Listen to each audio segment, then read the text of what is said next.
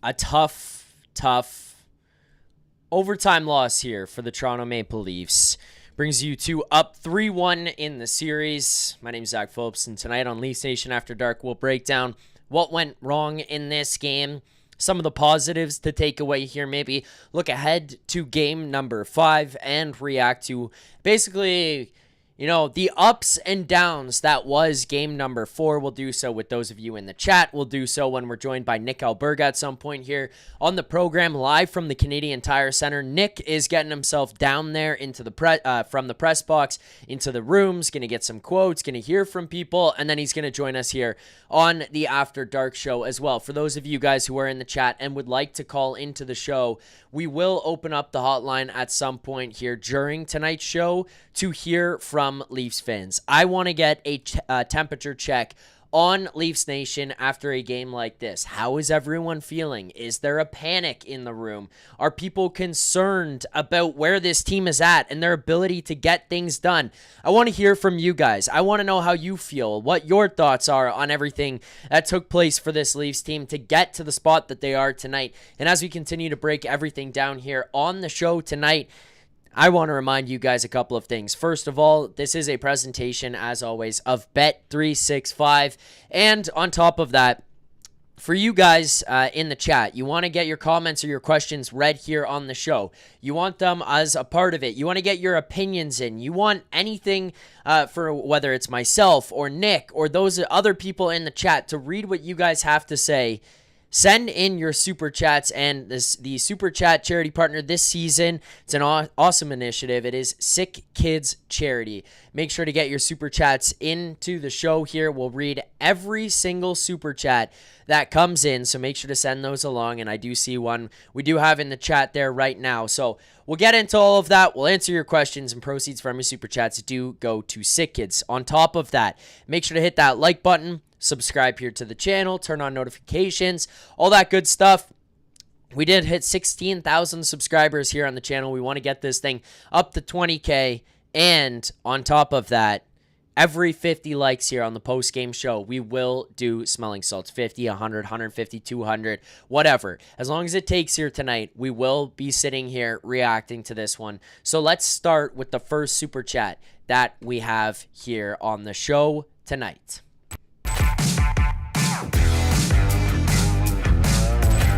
Nate92. Some harsh words. And the chat seems to be kind of all over the place. Like, that's one thing I noticed as soon as I sat down. There is some extremism on either end of the spectrum from those of you guys in the chat. And I get it. Like, I get the frustrations. I get the history of the group, and that's something I'll talk about, and that's something I want to hear from Nick about, and specifically about how they're going to answer questions in this post-game press conference. When we come on here and do the After Dark show, it's immediate. For myself, for those of you guys in the chat, it's just an instant reaction of how things went, what happened. I do want to kind of hear from the players, and we don't normally get that on the After Dark, but Nick being in the Canadian Tire Center does benefit us a little bit here tonight and can probably bring a little bit of that to the show tonight.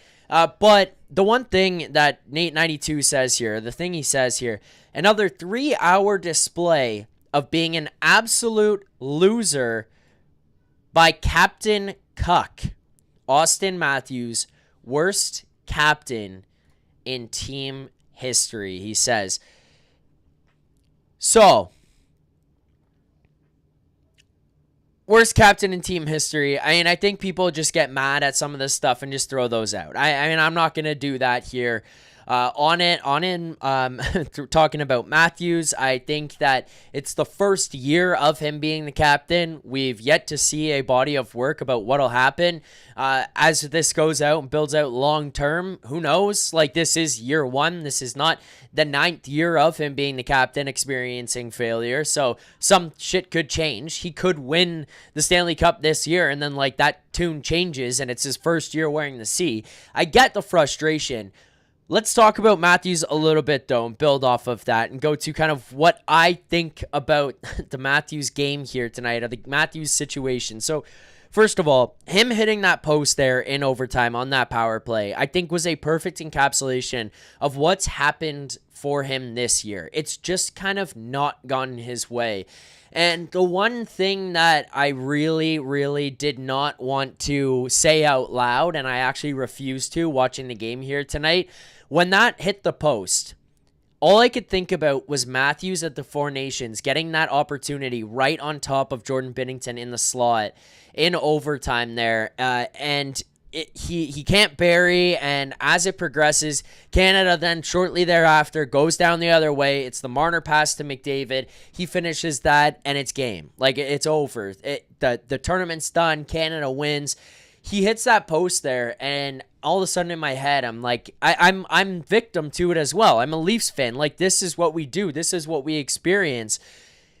As that happened, and as he hit the post there in overtime, I was like, fuck. All I could think about was, that's your one opportunity. That was your big chance. You couldn't capitalize.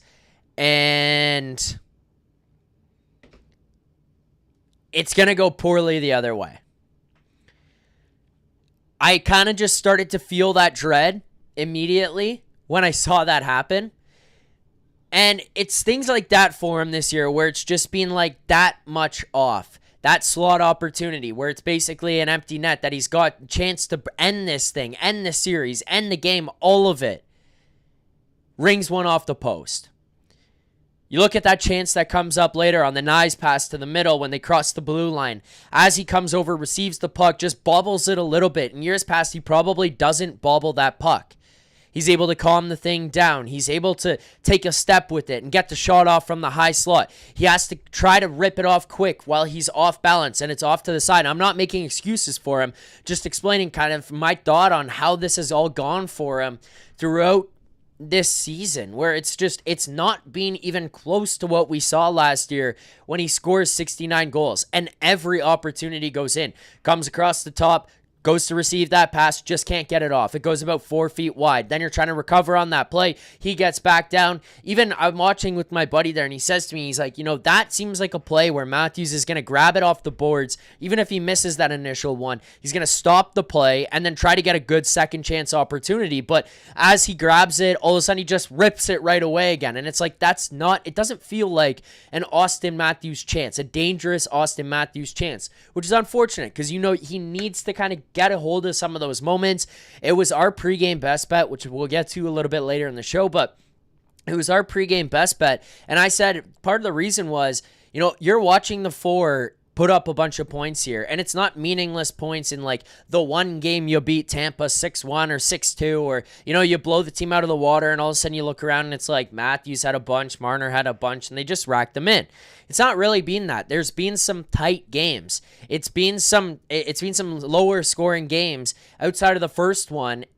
Three straight overtime games here now, and in each of those, the core has had their fingerprints on them. The goal from Matthews in the third period to open it up there, they've done that. Tonight, I thought was going to be the night that Matthews is going to step up. Matthews is going to be the guy who gets it done. Matthews is going to be the one who puts you over the top. It doesn't end up being the case, and you lose this one. You're heading back to Toronto here now. You're at least up 3-1 in the series. I understand the frustration, the concern, all of that from the fan base. Like, trust me, guys, this does not go unnoticed. It's not like this is an undeserved nerve from everyone here. We'll keep breaking this one down here tonight, and as well, we will be joined by Nick Alberga on the show. I'm going to assume these guys are going to be okay with me reading this. This is kind of how this goes as we break everything down during the game. But just quickly right now in our group chat, just as this is happening, it's brought up that, Ullmark was fighting it here tonight. And then Rosie and Hutton also admitting here in this one, on that OT goal, Stolarz couldn't find that puck. Through from the shot from the point from Sanderson. Part of that was just bad timing. Carlo is just kind of coming across him as he's trying to push the guy out. Zetterlund there, I think it was, and box him out in net front. He's going to win that battle, but it was just the timing of it. As he's pushing it across, as he's trying to box him out, it's that shot through that comes right at that point in time. Knuckle puck coming in, dipping a little bit. Hard for Stolarz to pick up through the traffic. As he does get across, then it's kind of beating him and it's dipping. So even if he is seeing it, it's going to be a harder one to handle. All of it together is just a bad situation. So I'm not going to blame Stolarz for this game here tonight. The only one that I thought was going to be, or was a little bit weaker, was the short-handed goal, which we will also continue to dig into. There's some stuff here tonight that I really want to hammer away on, but it'll come up during the show. More to get to in the chat. First, I want to address this. 6 1/3 says, Zack, you called for the sweep and you should know better. You are partially to blame.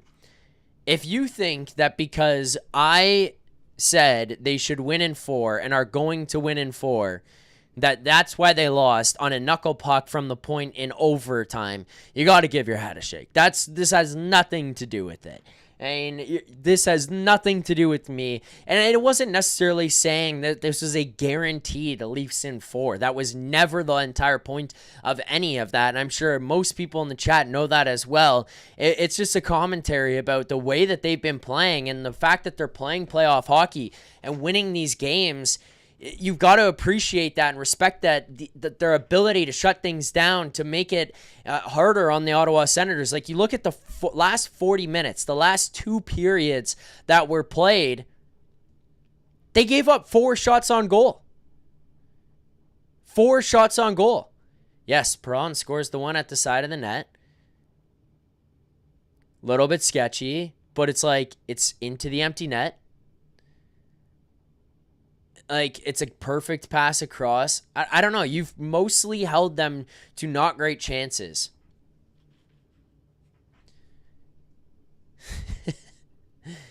All right, more super chats. I can't believe I'm being blamed here, like legitimately blamed for the loss.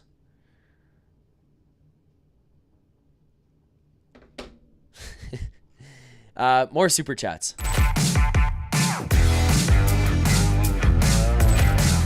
Benadil. Did we as Leafs fans really think we were going to get a Disney miracle ending to this series? Leafs fumbled the 4-minute power play, is what it is. Leafs in 5. So we're not going to go in chronological order here. I think especially because of the way people in the chat are bouncing around on this one and kind of giving us their thoughts on everything that happened with the super chats, or those of you guys in the chat who are extremely pissed about everything that happened, certain plays. We're going to bounce around a little bit here and be a little bit chaotic on the post game, and I don't mind that. I think that, this is a chat-driven show, and if you guys are pissed off about this that happened, and it's all at different times, I'm willing to go there with you guys. So let's go to that power play, because I got a text from my dad during the power play. Brutal power play. Riley should never be on the power play. He is fucking useless. Let's start with the quality of the power play. Okay? The quality of the power play. The first minute and 45 of it, I thought was pretty good. I actually thought was pretty dangerous. I thought that they were moving well. I thought that they were kind of swarming the crease, making things a little bit uncomfortable. You look at Nylander, kind of tries to come out from the side. He gets that thing up and off the post. Matthews has the slot chance that I thought should have been over on. He gets it off the post. Nyes, has the one-timer at the side of the net that Omar can't handle comfortably.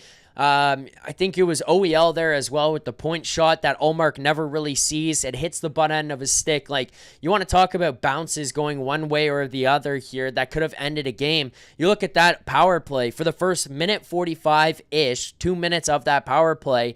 It was real good opportunities that came of it. It was some chances that were just missed by this much, or just missed on capitalizing on some of those chances there as well. So yeah, I mean, you got to capitalize on that. You got to score. You get the 4 minutes. Like, it's basically a gift that was handed to you. But, I mean, I thought it looked good to start. I was not mad about that power play to start. Before we go to the Morgan Riley portion of that super chat, the last 2 minutes and 15 to 20 seconds was... That is where I will give it to people on the power play being pathetic or whatever. It was some soft plays. It was just bad reads. It wasn't possessing the puck, which you did for the first minute 45, where you spent a lot of the time in their zone swarming around. I'm reading the chat. You guys are going nuts on this one. There's people all over the map. But it was people. It was like swarming. You were getting to the net, getting shots off. You were looking dangerous. You were making the Sens collapse. You were pushing them in. You were getting good opportunities. Yes, they held off a lot. They got a bunch of blocked shots there, but you had some dangerous chances. The second half of it, second half plus of it was just so Leafs of old, where it was like, what the fuck are we doing? How did we get here? Struggling to get into the zone, not having clean entries, turning pucks over quickly, losing battles.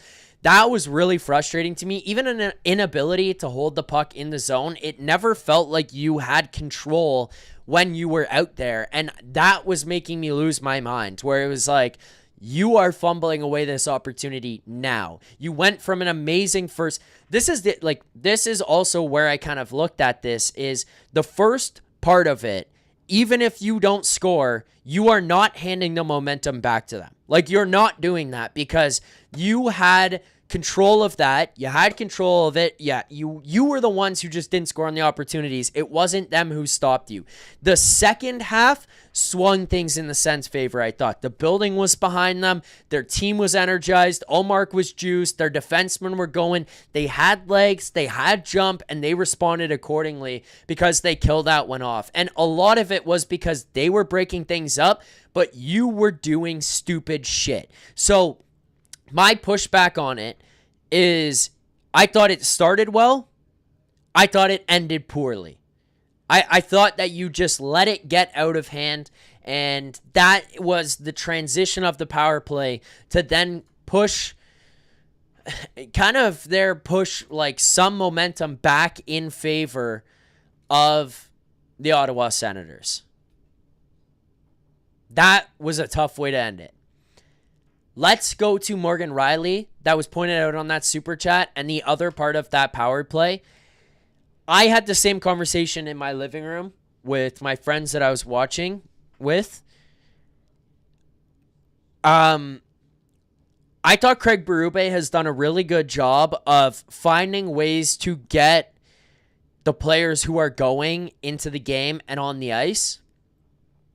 I thought he's done a really good job of managing injury and filling in spots and saying this guy should go out there. And maybe it was Mark Savard, not Craig Berube, and I'm putting the blame on the wrong guy, but there was a coaching decision that was made, and I think it's going to get passed down along, especially in an overtime game in playoffs, and be approved by those guys on the bench. Whether it was Mark Savard's call and Berube said yes, or Berube's call and Savard went with it, whatever. No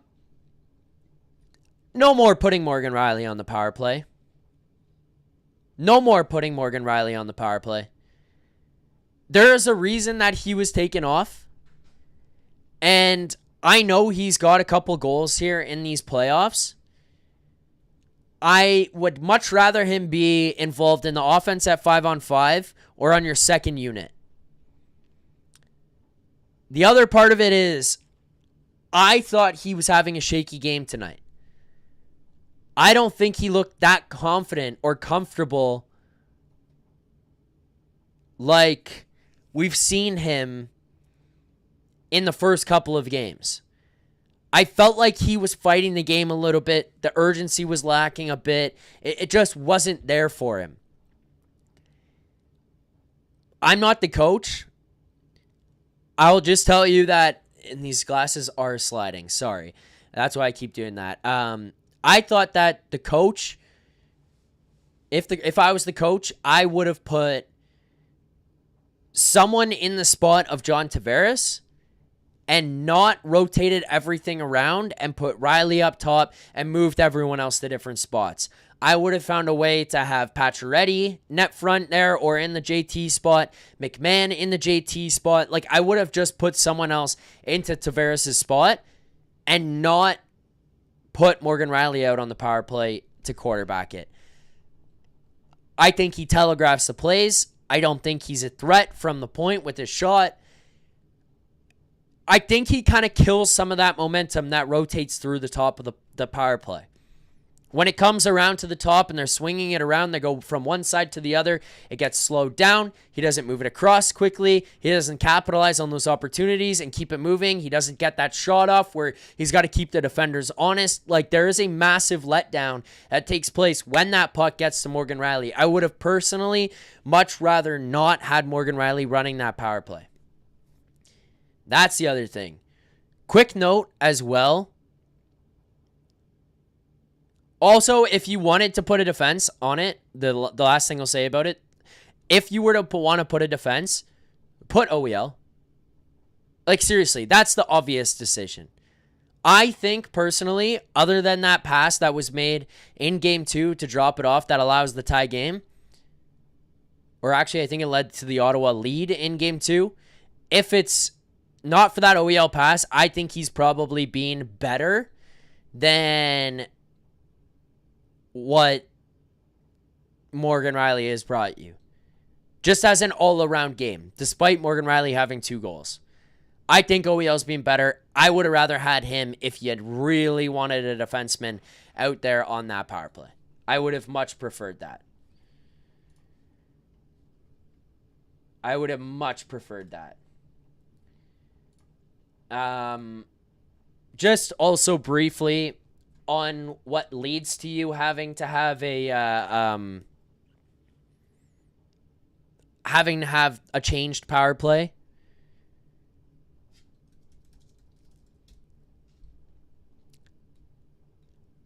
I'm not going to do the Sens thing, and this is not the reason you lost, and you got a 4-minute power play after.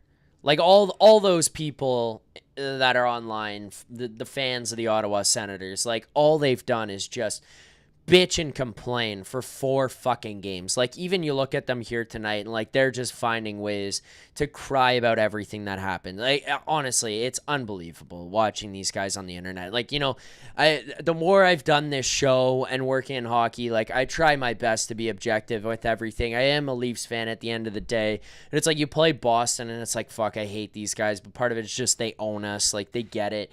Habs fans are at least like a bit more sensible. They're just like they're just kind of like Leafs fans, so it's like annoying because you're just looking in the mirror going against Habs fans for the most part. These Sens fans, it is just unbelievably annoying me. It's like these guys just don't know what the hell they're watching, what's going on the ice. Like, I don't know. What anyways. The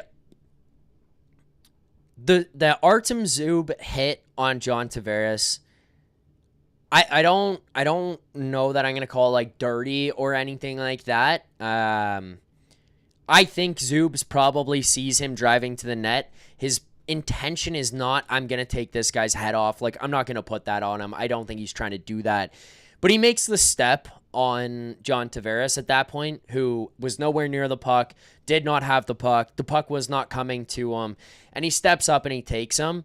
I know it's hard to call penalties in some of these moments, or especially in overtime, and these refs don't want to be the reason a power play happens or something has to go that way, where it's just going to be like, oh, we're the reason that this power play took place and a goal was scored. Like, that doesn't, you don't want that situation, but that to me could have been an interference, really. Like, yeah.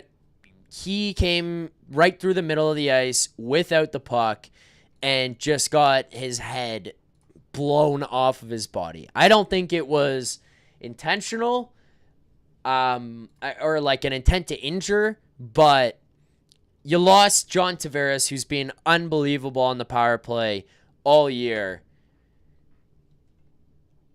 and he misses the entire 4 minutes that comes up after that. That was frustrating. That sucked.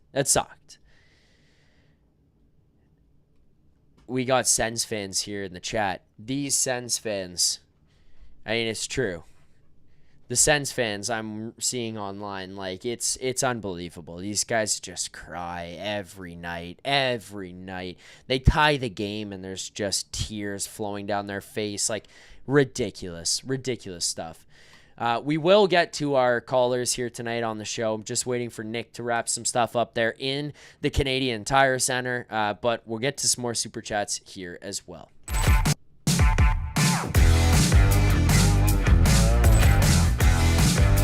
I'm just trying to see if we can get anything back on John Tavares and what happened. I don't think he's hurt. I think it sounds like he's going to be okay. They said Nylander and Craig Berube say there is no concern about John Tavares' injury since he came back before the end of the game. Okay, that's good. I mean, yeah, having him out there for that 4-minute would have been real nice at that point, but you got to make it work with what you have, and you didn't have John Tavares. And, also, like, if we can complain all we want, I think it just should have been a penalty. Like, I'm not going to go and call for Artem Zub's head after that. I don't think that's fair. That's something Sens fans would do. I don't think us Leafs fans should be doing that. I just think it was interference.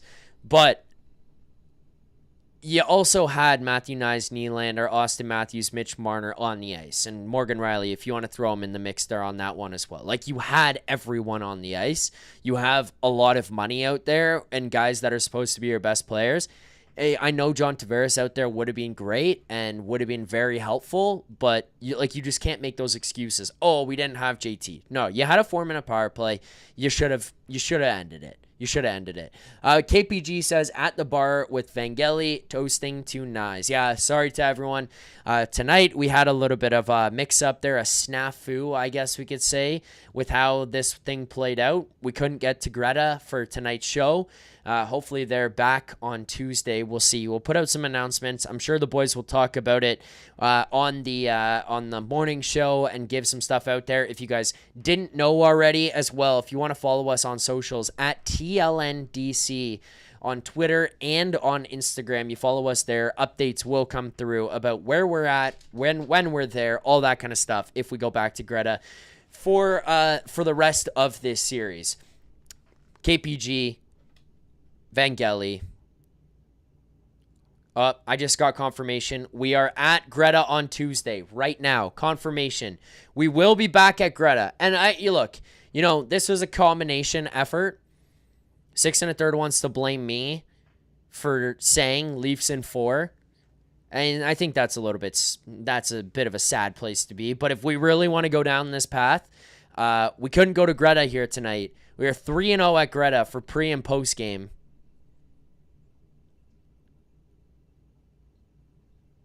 We're 0-1 not at Greta. Like, just going to throw that out there. We're 0-1 not at Greta. Ryan C. Greta beer sales way down tonight. This is true. They could have had an opportunity for, like, career highs. But back at Greta. Will the smelling salts be present at Greta? Blake Brim says. Yes, they will. The last couple of games, we had the smelling salts there. We had everyone coming by, trying the smelling salts, getting in on the action. Every 50 likes, the people behind us were the people behind us were trying smelling salts, all that kind of stuff. My buddy Kent Nakamichi was fired up there in the chat. He's fired up here tonight as well. X, though, don't overthink / analyze this game, boys. Now we go. Confirmed. Now we go. Confirmed. Can confirm. Now we go. And on that topic, just a quick note. If you guys don't have it already, if you haven't checked it out, the playoffs are here. And we're not here for a series. We are here for a run. It's playoff season. And the Leafs Nation is your ultimate destination for live updates, expert analysis, and everything you need to know about the action on and off the ice. Make sure to follow us on social media. Hit up theleafsnation.com and don't miss out on our exclusive content on YouTube, Spotify, and Apple Podcasts. And hey, if you're ready to rep the team in style, check out our fresh new playoff merch at nationgear.ca.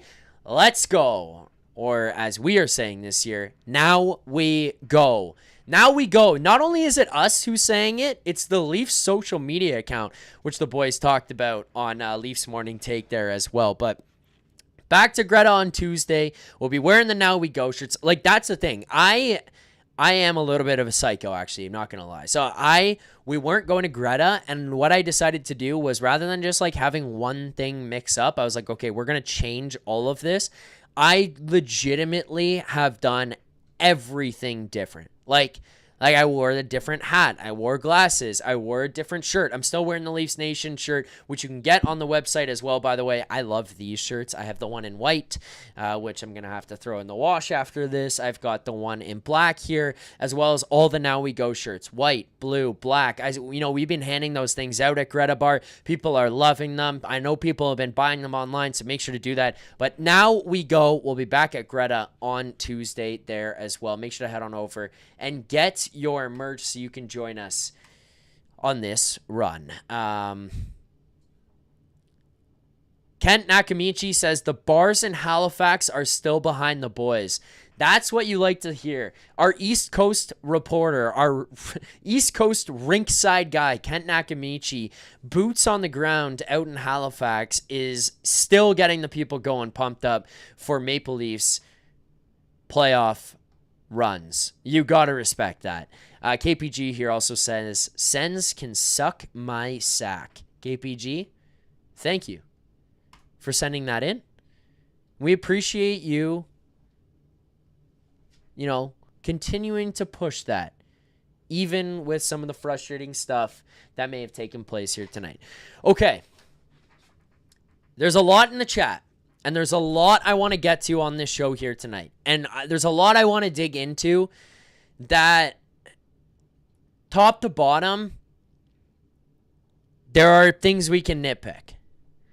Let's start with the most obvious one, because I feel like the way I've started this show has been a broad picture, and answering the chat and hearing what you guys are saying, it's been a broad picture of what this game was tonight. I haven't really here yet dug into very specific moments that popped up here tonight that were concerning or frustrating to me, or moments that you knew, holy fuck, what did you do? Why did you do that? You can't do that in the playoffs. Let's start with the first one. The Max Domi penalty off the faceoff that leads to the first Ottawa goal, the Tim Stutzle goal, was pathetic. You cannot have that. You cannot have that penalty being taken. You need to have a better understanding of the temperature of the game and what the officiating is going to do. Ever since game one, when those Sens fans, and by the way, like, you want to also talk about managing this. Travis Green goes out and complains about the officiating publicly. I'm not kidding you. Like, I know that I could be hyperbolic on here and do it a lot, or like do it to kind of exaggerate a point, whatever.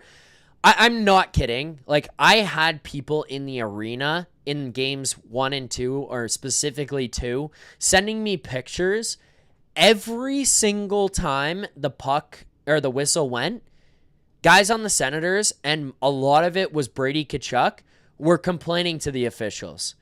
Going to the officials and talking to them and asking about stuff and getting upset and complaining and pointing and demonstrating slashes or hooks or cross checks. Like, these guys these guys have been in the officials' ears, and after game 1, it swung right the other way. I believe the power play opportunities still has Ottawa in favor, even after that 4-minute one that you got there in overtime, which, I'm not complaining about the way these things are called. My point on this is you have to be aware that this has flipped, right? So, okay, refs want to grab a guy out of a scrum and grab one guy and send a message and say, no, you can't do that. Like, you cannot be going in and cross-checking guys in the head and getting in guys' faces like that, because we're not going to allow this thing to bubble up and get nuts. What we're going to end up doing is just calling it, getting out of here, and one of you guys going to the box and we're sending a message. So when a puck is dropped there off the face-off, and the first thing that you do, or when it's not dropped, I guess, actually, and it's going to be, hey, take a moment, step back, get a warning, the first thing you do is punch the guy in the head on a play where it's the most obvious situation ever that you've done so.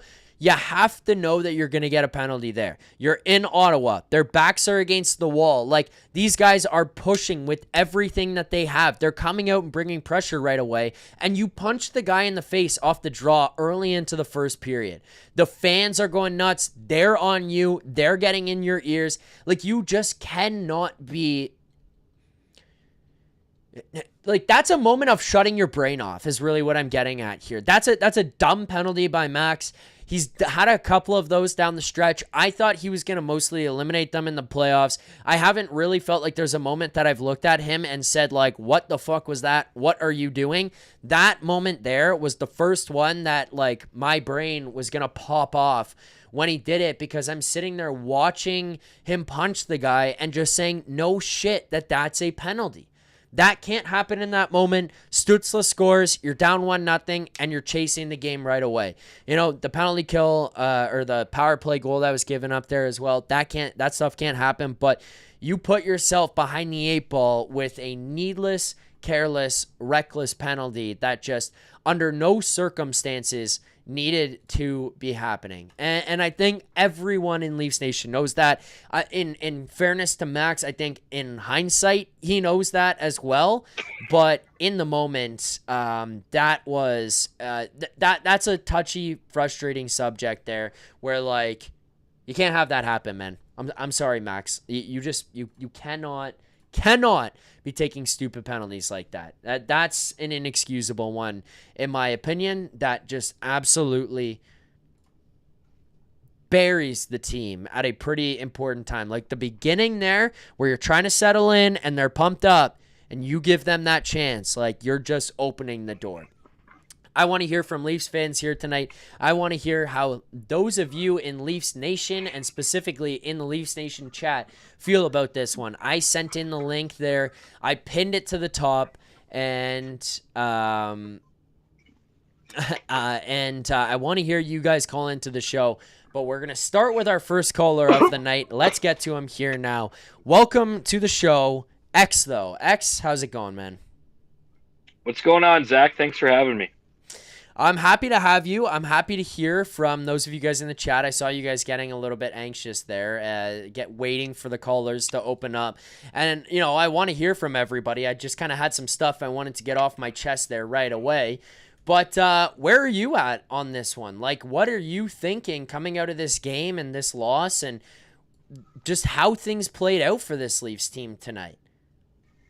Well, I'm thinking a lot. I mean, the chat's all over the place. My Yeah, mind's all over seriously. the place. But I'm more calm than anything. Maybe the chat won't like this, you won't like this, but I didn't think we would win tonight. It's like Right. it's one of those things. It's like sometimes things are too good to be true, and it doesn't mean we're not going to win the series. I just thought, like, Ottawa's fighting for their life. They're clawing, they're scratching, they're doing anything they can to give their fan base one win, and they did it. And it did Yep. go to OT. Yep. But it's almost like I feel good about it because, like, we can, like, all tonight we're piecing, we're picking apart, certain guys' games and stuff. Like, I'm over that right now. We're up 3-0. Now it's 3-1. We're going to beat these fucking guys. And that's okay. They beat us in overtime on a fluke shot from the blue line like we've done to them. It's okay. Yep. And I think the boys in the dressing room need that fire under their ass. Like they were that close. Like, and when you're that close to something and you just don't get it, I mean, either come back stronger or you just bitch off from it. And the boys aren't going to do it. The boys are going to come back hard, and we're going to win in 5. I've Yep. called into the show before, and I said then, I believe, is Leafs in 5. So it's and it's going to be back home, which will even be even sweeter on the palate. So Yeah. I mean, I'm feeling good. I'm feeling good. You know what I mean? That's my long answer. yeah, I get it. I mean, I agree with you as well. It'll be nice to win and close out the series in front of 100% Leafs fans instead of 50% Leafs fans. You know, you're in Ottawa in an elimination game in Game 4, and you've got "Go Leafs Go" chants in the building. It's tough for the Sens there coming out of that one. But yeah, I agree with you. I'm not panicking yet here right now. look, maybe if you lose game 5 and you're going to game 6 and the Sens win in a dominant fashion in game 5 there, then maybe that's when things start to get a little bit nervous, a little bit uncomfortable, or my tune changes coming onto the post-game show and Rosie calls in here and, tells us why he hates people and it goes completely upside down. Like, maybe that could happen at that point. But and yes, maybe I am an idiot for trusting in these guys and feeling like things could be a little bit different with this group when in years past they haven't really given us much reason to believe. And I'm just buying into it. I'm drinking the Kool-Aid, saying, hey, they're different. It's a different year. It's a different situation. But I will say here, X, though, like the one thing for me that is at least, comforting in all of this is I thought you carried a lot for the most part through the end of the game. You gave up 4 shots through the second and the third period combined. You gave up 4 shots total in the second and the third period combined. And, you're not allowing much defensively there. I think the guys you have back there look good. I'm still kind of waiting for William Nylander to step up and be a presence in this one offensively and have that takeover game. I thought towards the end of the game, specifically in the third period, he started to look a lot better. That pass across to OEL was a beautiful play. He looked good in the first game, but outside of that, we've kind of been waiting for that signature William Nylander game. There's been other things here where it's like, hey, at 5-on-5, you've been okay, but you're getting out of these things in 1-goal games. It's going to OT, winning games there. It's this one here tonight, which goes to OT again, and I thought that they should have won. It's a pretty good offensive plays there to open the period, to open the overtime. You get the 4-minute power play. You just can't find a way to score on it. You hit 2 posts, I think it was. Nyes has a really good chance as well. And then there you go. It's got to go back the other way because why not? Will the Sens get that chance and they score? With this, by the way, it seems like Gabe Landeskog has scored for the Colorado Avalanche. A Sens fan, Curtis Meldrum, is in the chat saying Landy, so I'm going to assume that's what it was.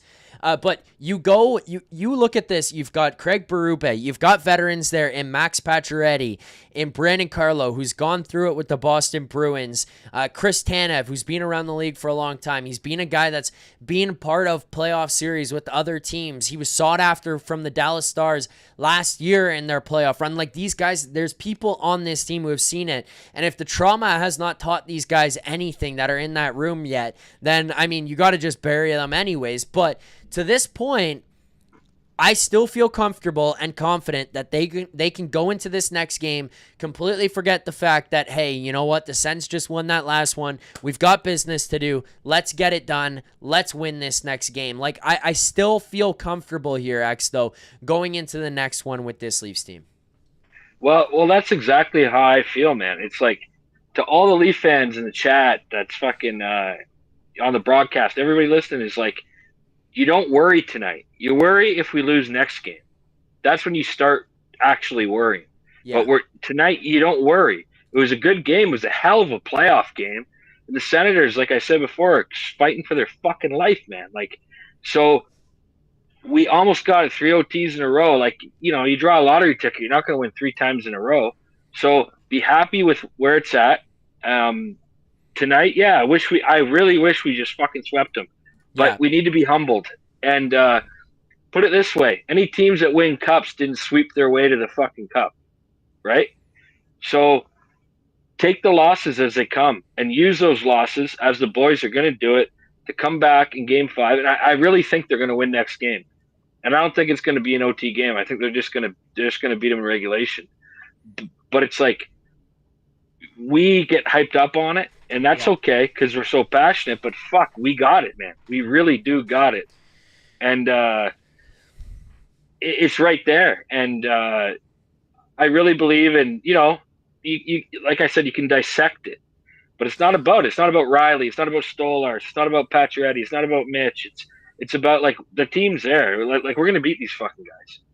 So the one thing here right now that I want to get your thoughts on, X, though, and it's going to be a big number that comes up tomorrow. I'm sure you're going to know what I'm talking about, but It's the number of series clinching games this team has been a part of. And with this one here tonight, another opportunity to put the series away, an opportunity to shut things down here tonight against the Ottawa Senators. In the Matthews, Marner, Nylander era, the Toronto Maple Leafs are 1-12 in series clinching games. Look, I'm just going to be honest with you before I pass it over to you. That's horrible.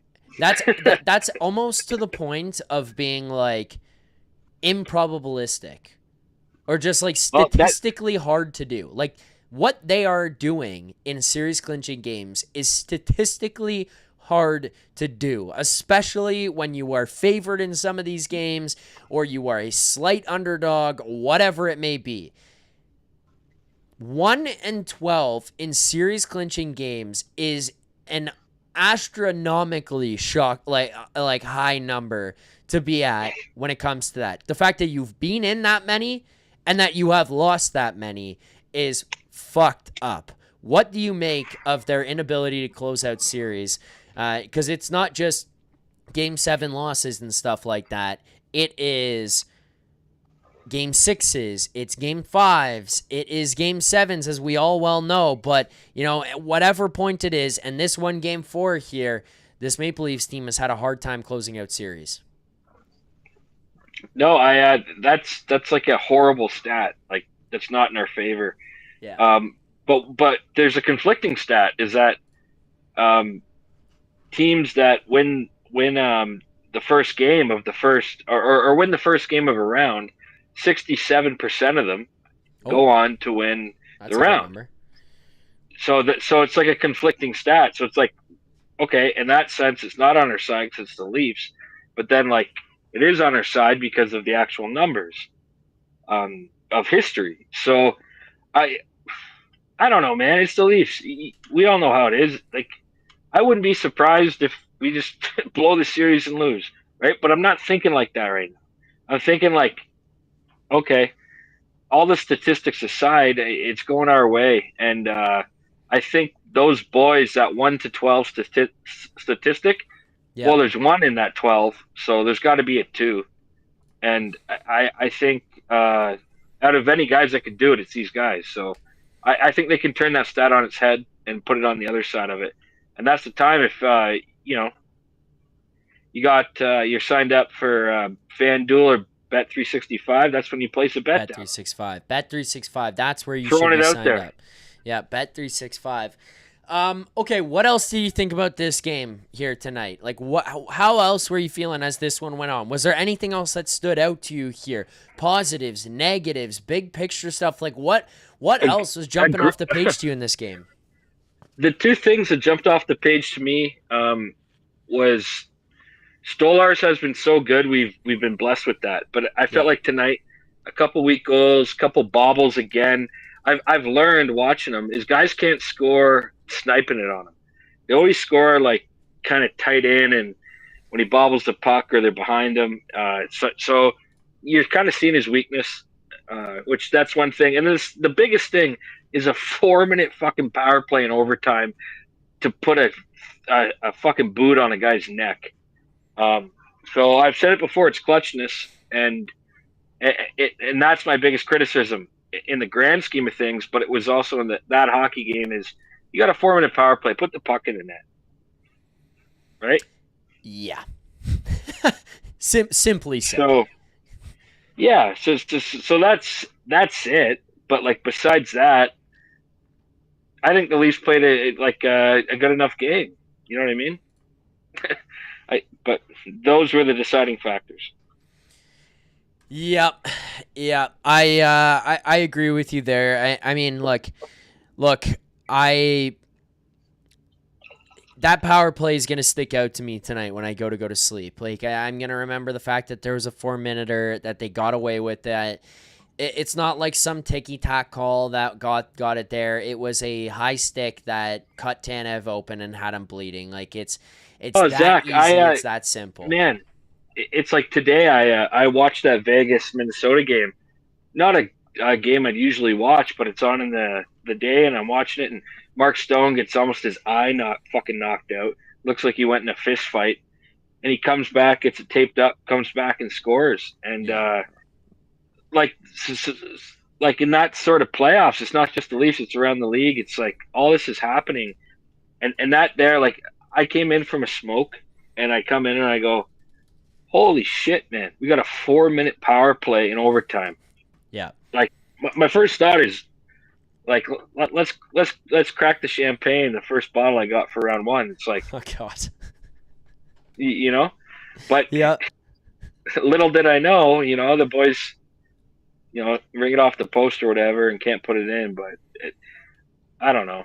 I'm feeling what everybody's feeling. We're all feeling the same, but fucking, we're going. We're good. Now we go, boys. The fucking Leafs. We're fired up. We can criticize. We can give constructive criticism. We can hate, but fucking, it was good enough to win tonight, but they didn't do it. Yeah. If they don't do it next game, we got a problem. Yes. I agree with that as well. I'm going to have another guest come on here in a second.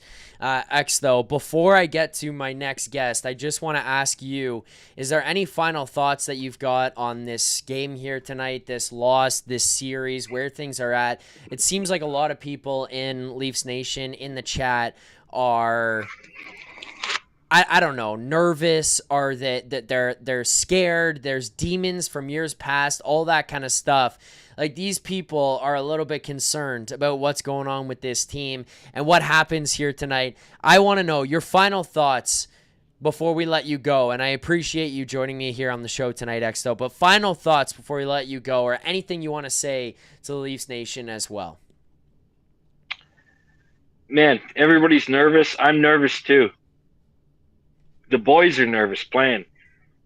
We got it. You got to keep positive. Rosie's like the biggest advocate for it. If you know the show, Rosie's coming in, always keeping positive. You have to. Without it, what's the point of even cheering? So, go Leafs, go. And second to that, if you're asking my last thoughts, is you and all the boys fucking put on a great show. And I want to give respects and shout it out to you guys.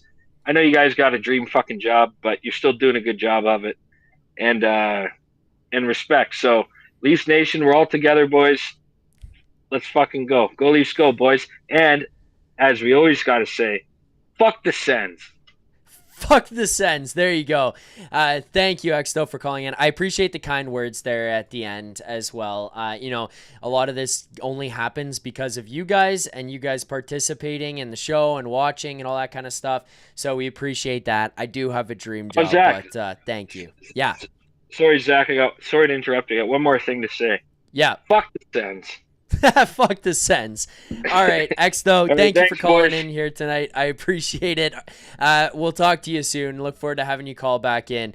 We're going to get to our next guest in a moment here, but before we get to that next guest, I see our Sens fan in the chat is not happy about that one. He says, rude. Oh, yeah, you know what? That is rude. I do understand. That one is rude. I'm sorry about that. Not really, though. Fuck the Sens. Let's get to our next guest here. And as we do, it is now time for our Ninja Crispy Hotline. Thank you to our friends at Ninja. Meet the first of its kind. The Ninja Crispy Portable Cooking System. The power of a full-sized air fryer in the palm of your hand. So you can cook big or small batches. Just prep it, crisp it, serve it, and store it all in one. It is an all-in-one system that includes 4-quart, 6-cup Tupperware glass containers and 2 storage lids. The Ninja Crispy is thermal shock resistant, can go from frozen to crispy in minutes. With the Crispy Power Pod, you get the power of a full-sized air fryer in the palm of your hands. The 4-quart container fits 4 pounds of chicken or veggies. Cook a personal-sized meal in 7 minutes in the 6-cup container. Max Crisp, bake, air fry, and recrisp. With the Ninja Crispy, you can prep, cook, and store anything from crispy favorites to one-dish meals. Visit their website in the link in the description and stay tuned for a chance to win a free Ninja Crispy for one of our lucky fans. Let's get now to the Ninja Crispy hotline and a man who must have had some amazing camera work done behind the scenes to get him set up here tonight. Nick Alberga. Is that credit to Nick Caroli who got you set up there for tonight's show? Yeah, I've got a glam squad on scene here at Canadian Tire Center, so shout out to Nick Caroli for the great camera shot, man. How are you? I'm good tonight. Despite the loss, I'm not quite as panicked as I think you probably would have expected me to be, as those in the chat are on a game like this here tonight. There's a lot of people in Leafs Nation who are really freaked out. Now, you're in Canadian Tire Center, and the one thing I was really excited to get to hear from you is you got to go down to the rooms, correct? So you got to go in there and experience and see what it was like. What's the mood like right now in the Leafs room? I can't imagine too much has changed for the Sens. You get the win under their belt. They're going to feel a little bit happier than where they would have been on the other side had they not won this game. But what was it like for the Maple Leafs going in there and seeing that? Is it eerie? Is it business as usual? Like, paint a picture for what we're seeing right now.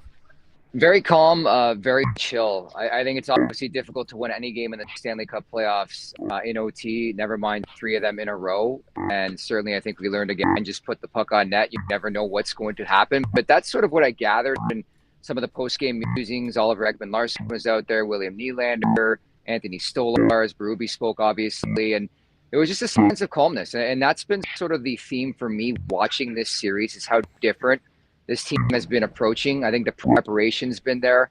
Yeah. I understand they lose this game. I understand there's old PTSD from like the Montreal Canadiens series specifically, but I still sense calmness. I think you look at the process, and I think you leave this game, and I was in this building, of course, I don't come away with like a dirty taste in my mouth. I think Ottawa, there was going to be desperation, certainly from the Ottawa Senators' perspective, and they brought it, and they were timely with the way they generated offense. But I think from the Leafs perspective, they played really, really well. They had a lot of chances. Like, Zach, you even look at OT.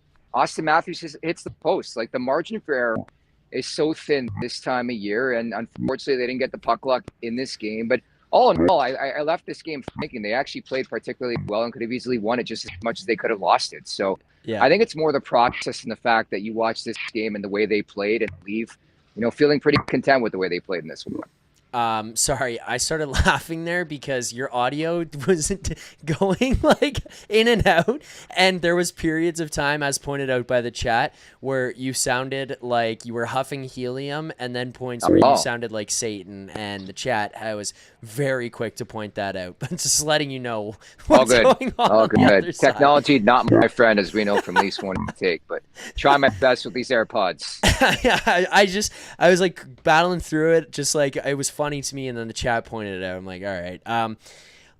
I'm curious, like, you saw it in person there tonight. Yeah. That goal that scored on Stolarz, we give Vic a hard time. I'm sure that one goes in OT, and he's first thought that goes through his head is Joseph Woll would have stopped that. Like, if he's in net, he's going to stop that.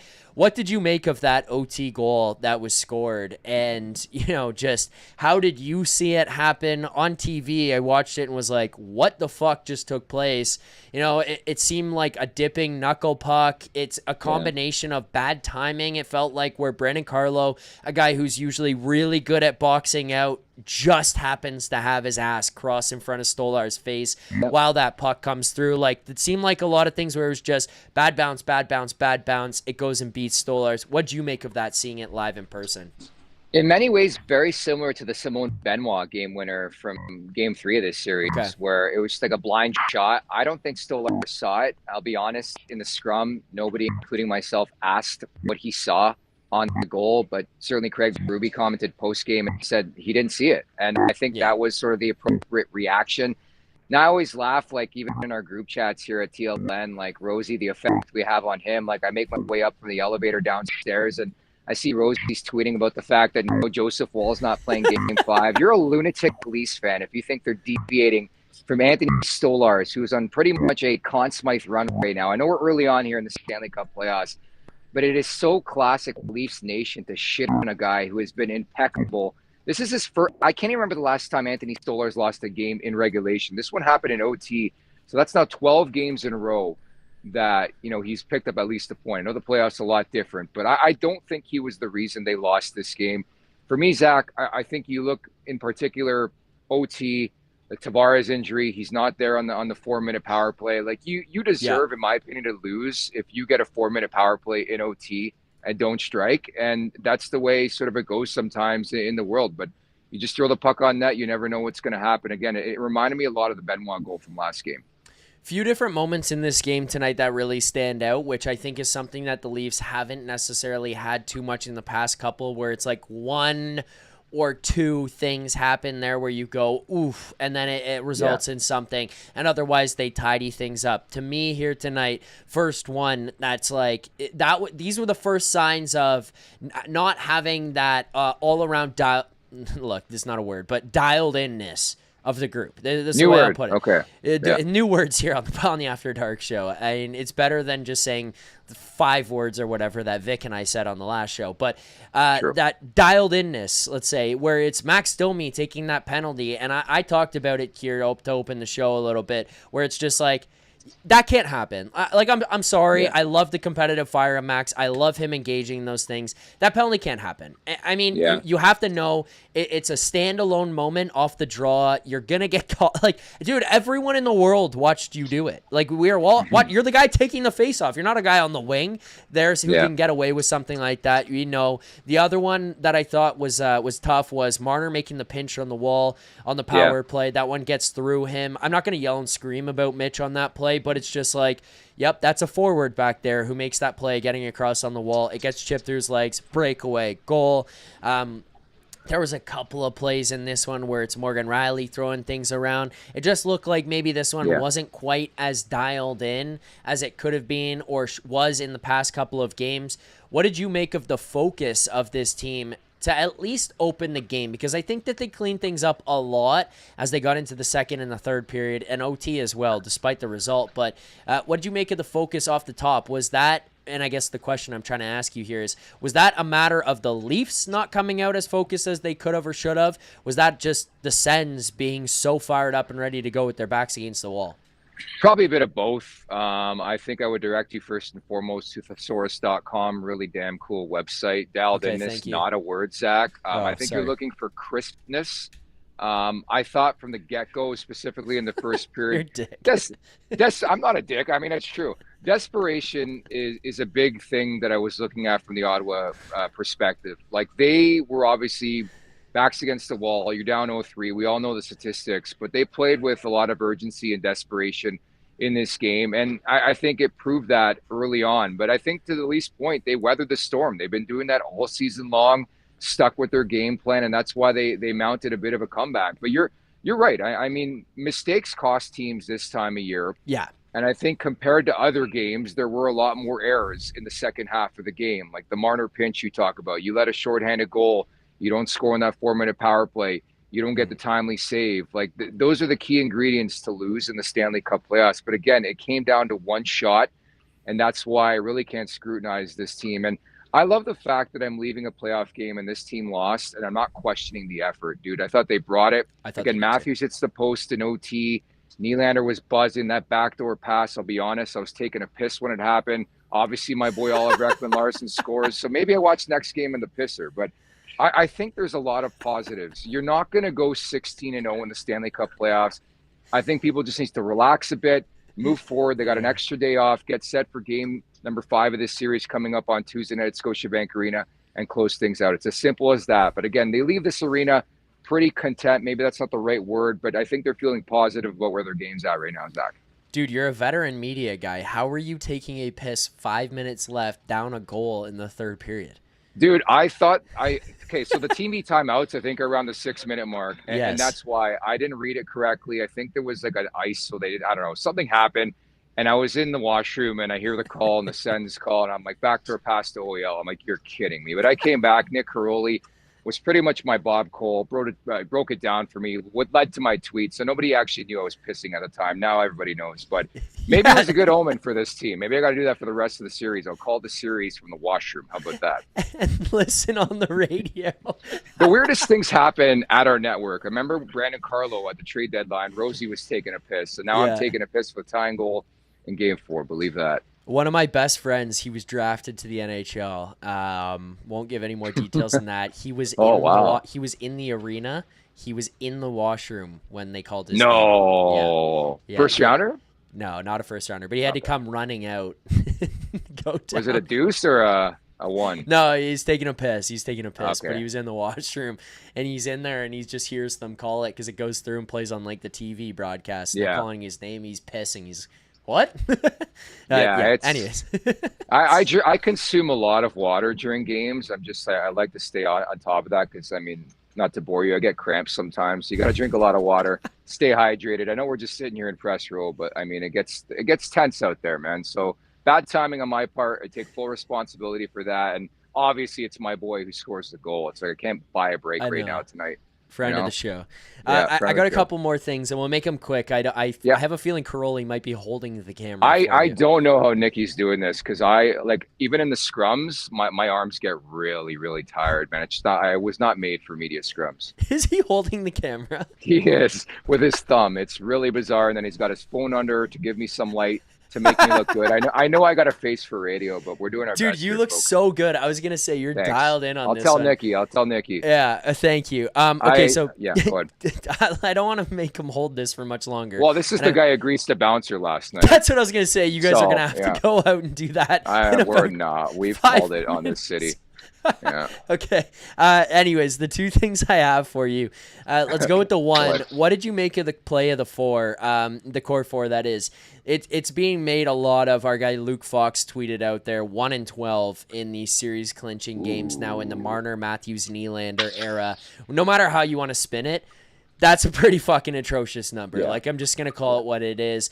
How did you make what did you make of their play here tonight? The way they kind of went about this game, their involvement. You know, it's not like these guys had their names all over the score sheet in this one. I thought Nylander had an amazing pass across there to OEL. Yeah. There was a couple of other good moments in this, including Matthews hitting the goddamn post in overtime. But what did you make of their game in this one tonight? Because it kind of felt like this was the one where, hey, maybe they step up and they take over and they win you, and it just doesn't happen.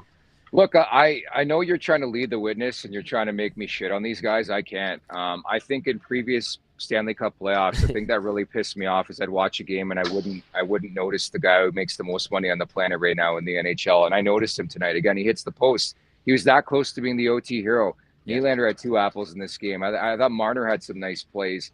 John Tavares has been so incredible, and I really feel like the 4 Nations helped this guy significantly. I thought he was great, excellent again tonight. So yeah, that was sort of my takeaway. Again, you knew the desperation, the urgency was going to be there from the Ottawa perspective, but I think I'm very pleased with sort of the process, the way there's buy-in.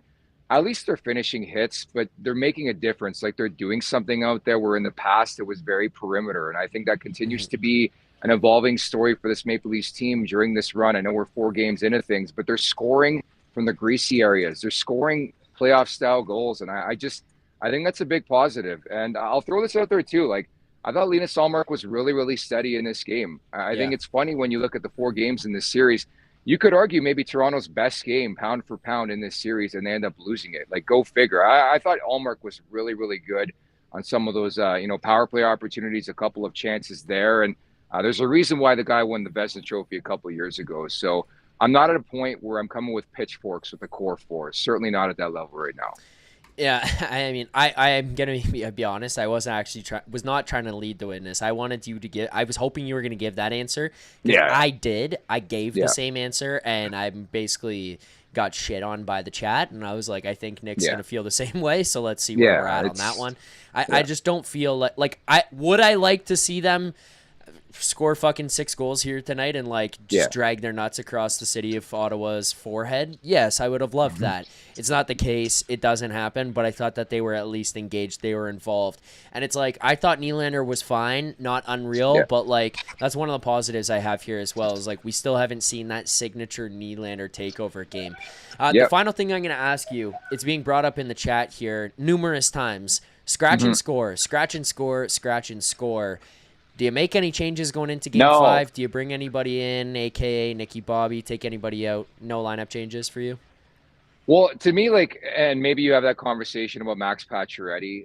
I think Chief still loves the guy. Late in the game, he was on the line with Nylander and Tavares. Yeah. I think he's heavy.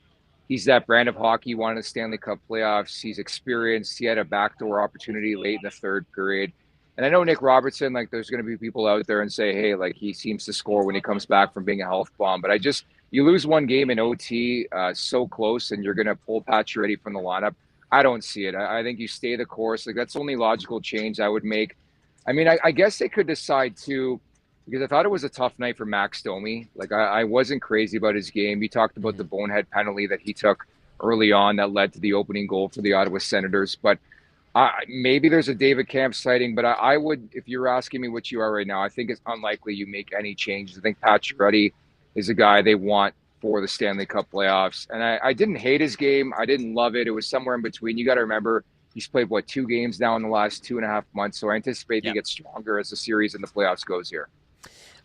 Pointed out in the chat, the Ninja Crispness. It's a good opportunity for there you go placement. So dialed inness, love that word. Dialed inness, dude. I was trying to say the point to you, and I'm like, shit, I don't know. No, I do that all word, the time. Don't and worry. I just made it up. But I'm gonna let you get out of here. You and Caroli. Thanks to Caroli for holding that. What a thank you, Nicky Caroli. You look unreal right now. The lighting, Thanks, the camera, buddy. It's all dialed in. We fixed the audio there as well. It was going all wonky, but we got you back on track. Any plans tonight, or are you just hitting the sheets and coming home tomorrow? I'll be honest. We know I favor King Street West, Ottawa. There's not much cooking here. Again, like to thank the Ottawa Senators for the hospitality, but I'm excited to get back home. So we'll leave it at that. I think I might grab a slice of pizza at some point and early tuck in on the road tomorrow back home to take care of business at Greta Bar on Tuesday night, Game 5. The Maple Leafs are going to win this series, buddy. Mark my words. All right. Thank you for joining us here tonight, Nick. We appreciate it. Thanks to Caroli again. What a pro, man. What a pro. You guys enjoy your sleep in that hotel room. Safe drive back 35 minutes away. At least you don't have to deal with the traffic. But thanks for joining us. Safe travels tomorrow. Look forward to seeing you on Leafs Morning Take on Monday morning. Thanks, Nick. Thanks, bud. See you later. Take care. There you go. Nick Alberga helping us break this one down live from the Canadian Tire Center in Ottawa tonight. Thanks to Alberga. Thanks to our tech guy, Nick Caroli, who's been buzzing around out there in Ottawa with Nick. I think a lot of what he said, I echo. You guys know me. I'm not afraid to push back on it and disagree if I do and tell him, I don't see it that way, or just come in firing and tell you, like, you know what, I hated everything about this. I would have preferred to win, and I would have preferred a little bit more intensity to open the game. I think you got it going as it went along and into the second and the third period, and you kind of cleaned a lot of that up. I think the first period was where it was wonky. You get behind, that's when things are tough there, and you're like, hey, you got an uphill battle to get yourself back into this one. You end up doing it. You tie it up at 2. You tie it up at 3. Like, you fought back, which I do appreciate about this group. You lose in overtime on that wonky one. I do think a lot of us wanted that thing to end in 4 here tonight. But as of right now, even in this loss, I feel like they at least played the right way. They just didn't get the results. Look, maybe those of you guys in the chat disagree. If you do and you want to call in, go ahead. I'm willing to take at least one more here tonight, but I do have some things to do, some things to take care of on this show. So one of those would be the smelling salts. We hit 50 likes on the show here tonight. We are on our way to 100 here as well. If you guys want to see me in pain, you want to see me do smelling salts, well, you hit that like button. We'll do it here. You want to see it in person, you can join us at Greta Bar YYZ on Tuesday. But here are the smelling salts for those 50 likes. Get it to 100, and we will do it again. But thank you, guys. Ooh. We were doing these. There you go. An extra one for you guys for good luck for Tuesday. We were doing these in Greta the other day, passing them around. All of you guys, the Leafs fans, the Leafs Nation chat that was in person, was ripping the smelling salts, giving them a try there as well. So everyone was getting in on the action. It was a lot of fun. So make sure to get out to Greta Bar YYZ this Tuesday for Game 5 as the Leafs hopefully close this thing out. It was one of the things that I was saying or thinking about was I thought that the way that this one was going to go, which I wish now I didn't say it, but I thought that the way that this one was going to go was you either win handedly in reg, or Ottawa wins this thing, like in a tight one. Like I just didn't see it felt like one of those games that you're gonna come out, you were just gonna womp them. I was watching it go along, and I'm like, oh no, my prediction, because once it wasn't like a massive blown open lead, and like, well, if I'm right, then I'm right the wrong way. But yeah, that's ends up being what happened on this one here tonight. Okay. While you guys potentially want to call in and I get to some more super chats that we do have here, or we get the super chats rolling in and you guys keep hitting that like button, let's get to a couple more things that we have to address here on the show. Let's get to our next segment, presented by Bet365. If you want to get in on the action for Stanley Cup playoffs, at Bet365, they've got you from game props, player props, totals, and the money line. You can even bet on futures like series winners, conference champions, the Stanley Cup champions, and much more. Whatever your bet is, it's never ordinary at Bet365. Download the app and get in on the game. An official partner of the Stanley Cup playoffs. Must be 19 or older. Please play responsibly. If you were Ontario only. If you or someone you know has a gambling problem, visit connectsontario.ca. Okay. Best bet tonight loses.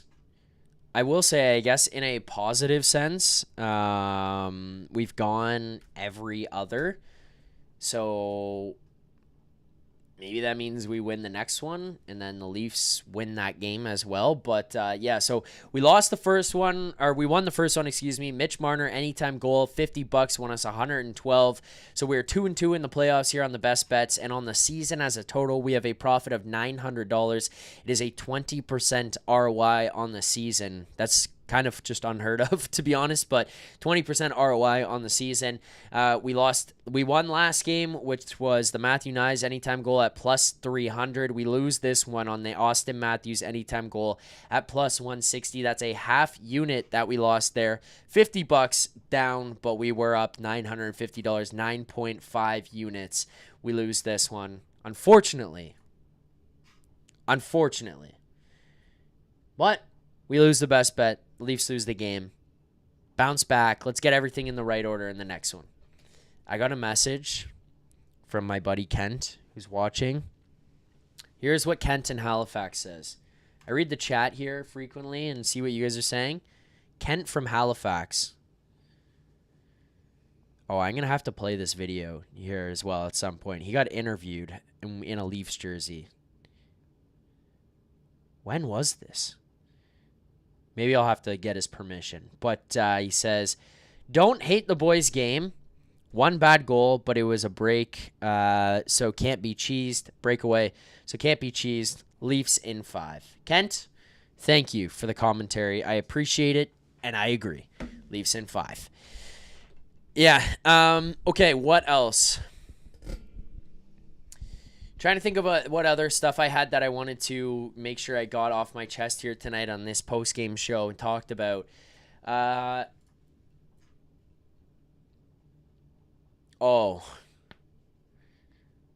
only other thing. So two things. Let's do the first one because it's not as spicy and it's not going to piss as many people off. Bobby McMann has to be a lot better for this Leafs team, whether he's playing on the third line, if he's playing on the second line with Nylander and JT. I love McMahon. I love what he brings to the table. I feel like he's a dynamic player. He's fast. He can score. He's big. He's heavy. He's physical. He can get involved on the forecheck. We saw him being a difference maker in that Boston series last year before he got injured. And when he went out, everybody in Leafs Nation was pretty disappointed with the fact that he was out and going to be missing games. Like, it felt like you lost an important piece.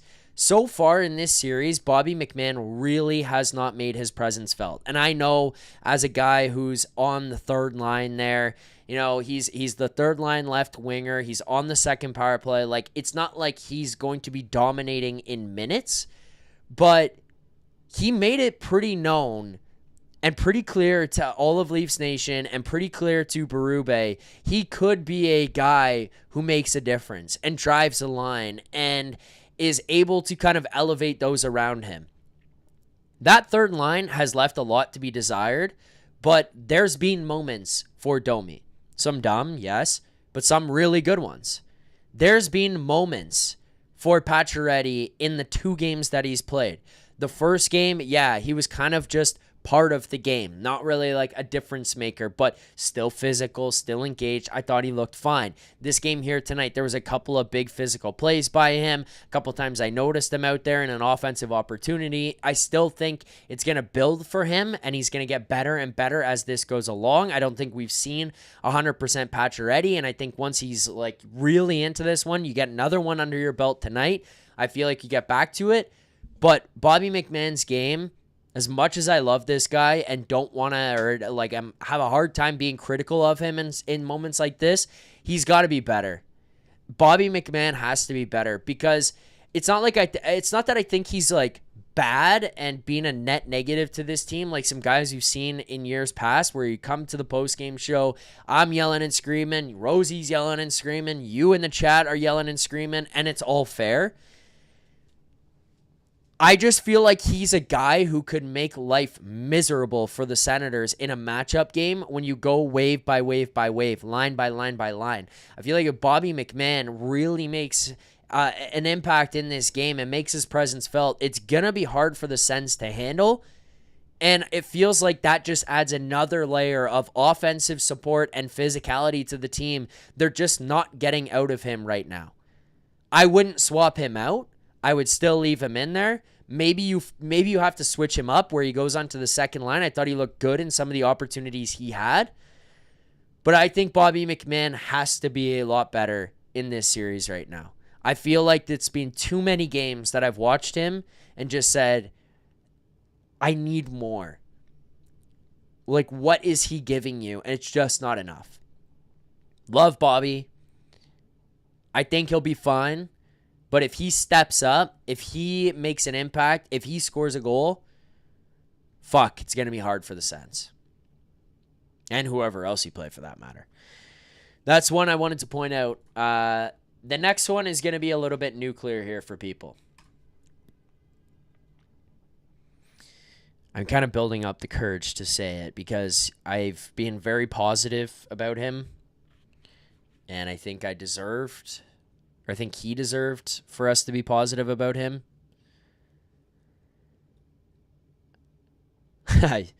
I'm just thinking about the right way to word this one, because once it comes out of my mouth, there's going to be people who are angry.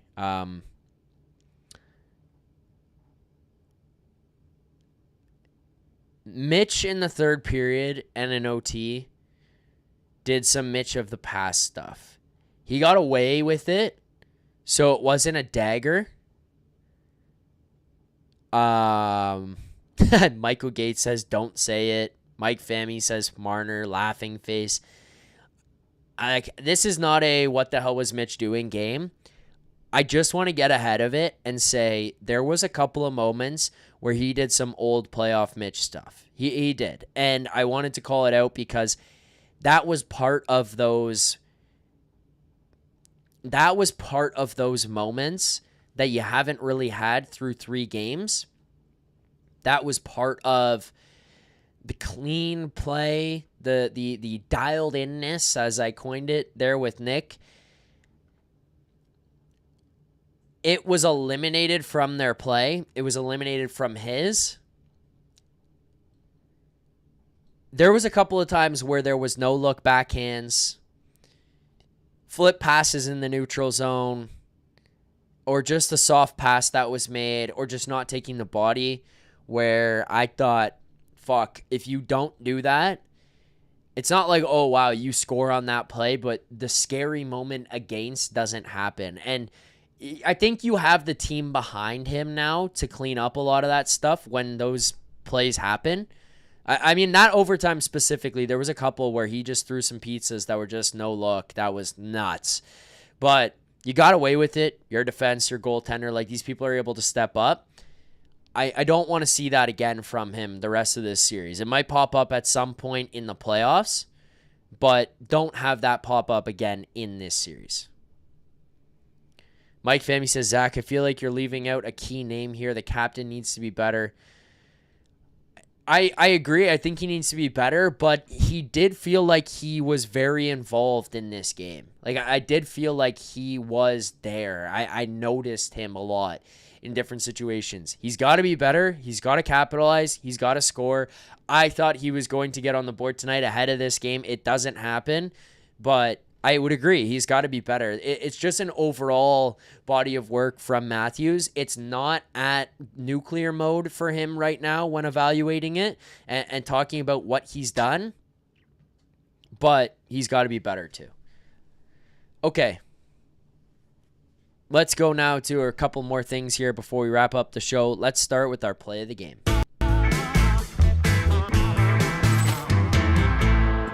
Play of the game. I'll go with the tying goal. I'll go with the tying goal. Like, that's definitely the play of the game. It gets you to 3-3 there late in the game. That line had a couple of really good shifts in a row. They probably had a good 8 to 10 minute stretch there where I thought that they were making some good plays, moving well in transition, gaining the offensive zone, able to hold possession in the offensive zone, which is one of the things that I wanted to see from these guys. And then, a couple of times there where it's just driving the net, JT driving the net, getting pucks to the middle, trying to do some stuff like that, and then crashing bodies in front, making life difficult in there, drawing guys out of position, and then William Nylander with the patience and precision to get that pass across to OEL, hit him on the far side as he's coming in.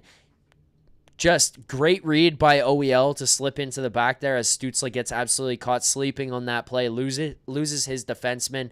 OEL drives down the back. Nylander hits him with the perfect needle-threading pass through. Saucer pass, tape to tape, one-timer, back of the net. This thing's going to OT. You don't get points, credit, or anything for going to OT. You want to win those games. You want to get it done, but to at least fight back like that. You're down 2-0. You make it 2-2. You're down 3-2, you make it 3-3. There was that fight in this group that in years past, maybe they just fold. Maybe that's a positive sign to take away from this. But that goal, that's my play of the game. Honorable mention, Matthew Knies' breakaway goal that he scored. The speed, the hustle, the just determination to get down the ice, the strength that he displayed to win that battle there as well, get past the Sens defender, get in alone, make that play, and then it's just you are this big power forward who can fight guys, who can finish checks, be hard on the forecheck, get in and cause problems for defenders, get in front of the goalie's eyes, and then you take off on a breakaway like that, win a straight line foot race, win the physical battle, get yourself inside, and then you have the hands while skating like that and protecting the puck to make that move and score past Allmark. Just a unbelievable play by Matthew Knies to score that goal there. So that's going to be an honorable mention there for me as well.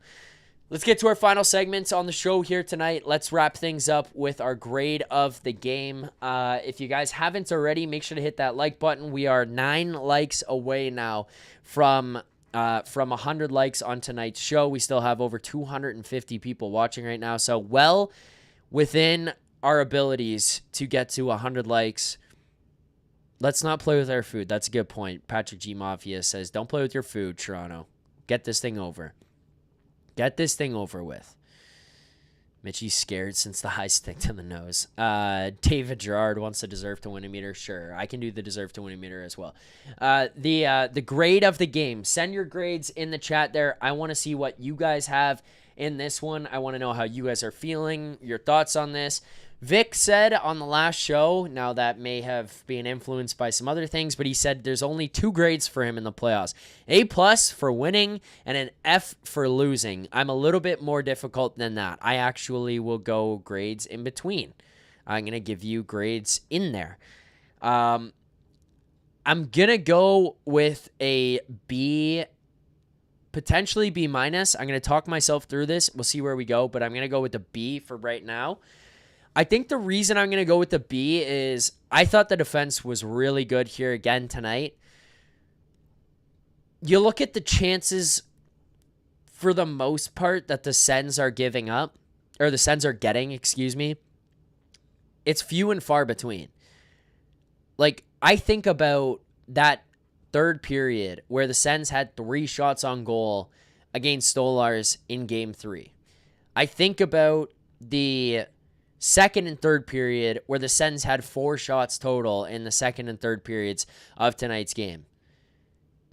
You are eliminating danger opportunities to the middle.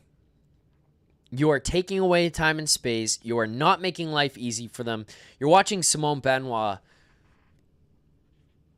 just light guys up, win physical battles. Brandon Carlo doing things, positive things, net front. You're just watching all this stuff right now, I feel, at least with these guys, that are positive things. And I look at Anthony Stolarz, his save percentage here tonight, finishes this one. He has 21 shots against. This is the first game in the series, actually, I believe, that the Leafs led in shots. It's not the prettiest stats game for Stolarz, as he finishes with an 8-10, and he gives up 4 goals, but I think he knows he's got to be better. I think he's going to be a little bit more dialed in. Other than really that breakaway goal, there's not one that I would say, like, hey, that guy's got to have it. The OT goal, I don't think he saw at all, so I mean, those are all positives. I like the fight back. I like the defense. I thought they looked good. I thought that this was basically where we were at in games 2 and 3. You just lost this one. You hit 2 posts on that power play, and you had a great chance from Nyes at the side of the net. Like, you had some opportunities. You had some pretty grade A chances. It wasn't like you just got your shit kicked. So I'm going to go with the B. And I understand people going lower. I don't know that I could go much higher on this one and actually hand out that grade. But I can understand lower. I feel like I'm going on the high end with the B. Well, there's something else that got mentioned in the chat that I wanted to bring up, but I lost it. Shit. Sorry, guys. I saw it and I lost it. Anyways, let's keep moving. We'll get out of here on the last thing. Just quickly to note, a couple of things from the box score on this one. You outshot the Sens, which feels like I think that's the first time this series that you've done so in a game, which is weird. You're up 3-1 here now in the first game that you outshoot the opponent. You lose. Hits were 29-44, 44 for the Ottawa Senators there, 29 for the Toronto Maple Leafs. Faceoffs 1, you dominated the dot again. Power plays 0 for 4, that's the dagger, 1 for 2 on the PK. Now, in fairness to the PK, I thought that was a really stupid penalty by Max Domi. It was a great shot by Tim Stutzle. It wasn't really like I thought that they broke down or anything like that. He gets a shot. That's just an absolute piss missile from a little bit away that beats Stolarz. I mean, I'm not going to blame him on that one. That's tough. Here is the, let's get to the deserve to win a meter. Courtesy of Money Puck. It just reloaded on my screen. Sorry, everyone. There you go. There's the deserve to win a meter for tonight's game. Currently bouncing around as it finishes up the simulations. 799, 875, and there you go at 1,000. Deserve to win a meter, 47.7%. So this thing was effectively a coin flip game, which is illustrated here in the deserve to win a meter, courtesy of Money Puck, and basically by it going to OT. I think that that's fair. I mean, play a little bit better, you probably wrap that one up. You know, there's a couple of mistakes in there. You eliminate those from your game, you're fine. Last thing before we leave. So, first of all, apologies to anybody who ended up going to Greta Bar and was looking for us tonight. I just want to get out ahead of this one. I'm really, really sorry about that. I know our friends, Vangeli, Rose, KPG, they were all there at Greta Bar tonight and messaging. We had a little bit of a mix-up. There was an event that's going on at Greta, and we weren't going to be able to have the space to do the show like we've had it last time. We also know that on Thursday, that was a little bit tough for those of you guys in the chat who were waiting. We had to wait until after the game was done to set up, just given some space availability. We didn't want to have that happen again here tonight. I think it's pretty important to get live and get to the show right away for everybody. And so it came to be yesterday afternoon, last night-ish, that we weren't able to get ourselves out to Greta Bar for tonight's game. It was in everybody's best interest. So I'm really, really sorry. I'm sorry to KPG, Vangeli, Rose, anybody else who went there. But just a quick note, we will be back there on Tuesday. So for those wondering, keeping score at home, we are 3-0 at Greta. We are 1-0 not at Greta. So we're going back to Greta on Tuesday. Make of that what you will. Pre-game and post-game live from Greta Tuesday evening. Watch party. Myself, producer Vic. I know all of our buddies who've been there with us through the first 3 games will be there as well. Hopefully Vangeli and KPG are able to get themselves out there as well. An opportunity to wrap up the series. Make sure you get out to Greta Bar YYZ on Tuesday. Final thing here, as this one just happened at the very, very end, and I did see a super chat. But final thing. Smelling Salts, we hit 100 likes. Thank you for liking, subscribing, all of that stuff. Here's the Smelling Salts tonight. Oh, there you go. That's for 100 likes. Thank you all for the participation, liking, subscribing. There's one more super chat here, and this comes from our guy, KPG.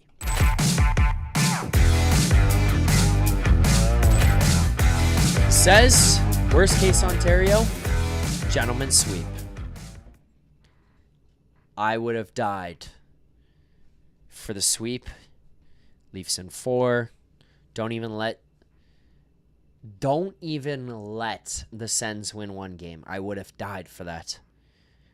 You don't get it. The next best thing, Leafs in 5. Wrap this thing up at home. Come party with us at Greta on Tuesday.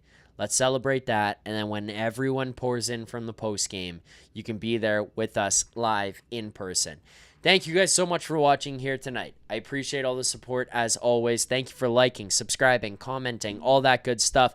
That is it for the Leafs post game show number 4, following game number 4, the Toronto Maple Leafs Round 1 series for the 2025 playoffs against the Ottawa Senators, losing this one 4-3 in overtime and going to 3-1 on the series. Let's get this thing done on Tuesday. Let's wrap it up. Let's stop playing with our food. Let's get in. Let's get out.